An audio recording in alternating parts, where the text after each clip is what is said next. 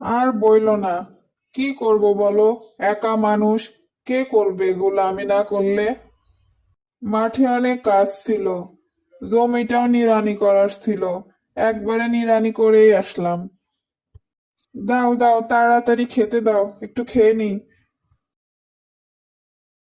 ময়নার মা, তুমি একসাথে খেতে বসো, সবাই মিলে একসাথে খেয়ে নেই।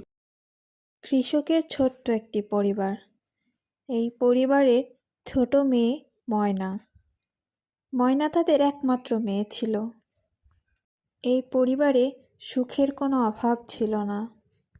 তাদের সুখ দুঃখ হাসি একে অপরের সাথে ভাগাভাগি করে নিত।